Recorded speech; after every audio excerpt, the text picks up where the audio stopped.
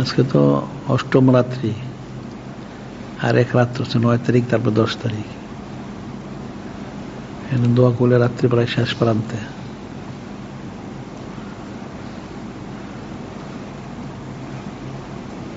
এই 10 তুলে নিশ্চিত দোয়া কবুল হবে, কিন্তু নিশ্চিত দোয়া কবুলে রাত্রে মানুষে কতটুকু দোয়া করলো, তো কঠিন বিষয়।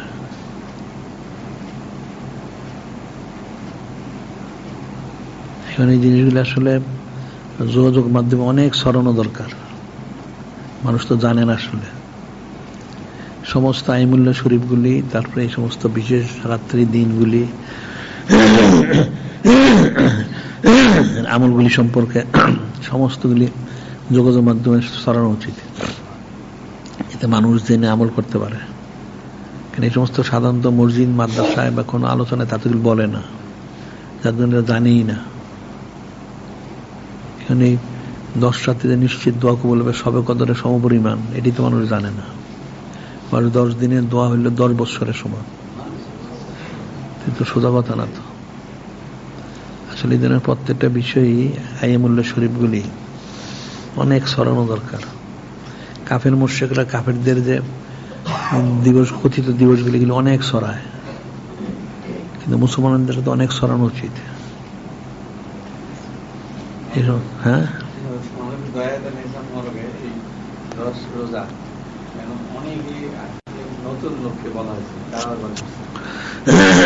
ব্যাপক ছড়ানো উচিত।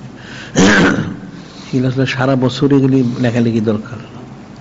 সমস্ত আইমুল্য শরীফগুলি, তারপরে বিশেষ রাত্র দোয়া কবুল হয় বা রোজার দিনগুলি, এগুলি সব ছড়ানো উচিত। এখন যাদের পক্ষে সম্ভব তারা করবে, আর না সম্ভব হলে তার করবে না। হাদিসে হযরত উম্মু নাস রাবিয়া আলাইহিস সালাম থেকে, আর বোন লামিয়া কোন সাল্লাল্লাহু আলাইহি সাল্লাম লামিয়া কোন দহন্ন নবী সাল্লাল্লাহু আলাইহি সাল্লাম 4টা কাজ নূরে মুসলমান ছাড়তেন না।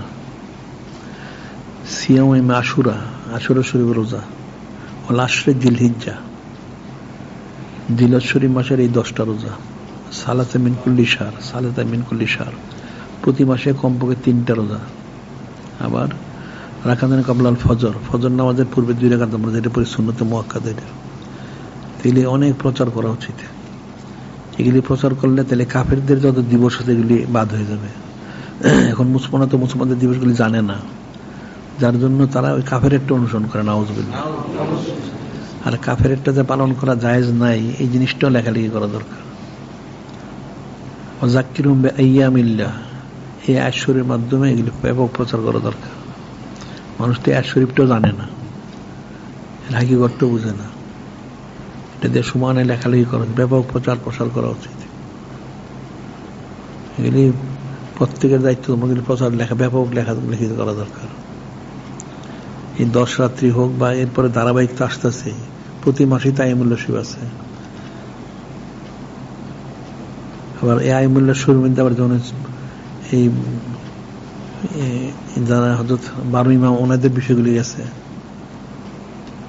এই সমস্ত বিষয়গুলির সাথে আরো সংযুক্ত করে দিলে হয়, যেন আরো ফজিলত বেশি।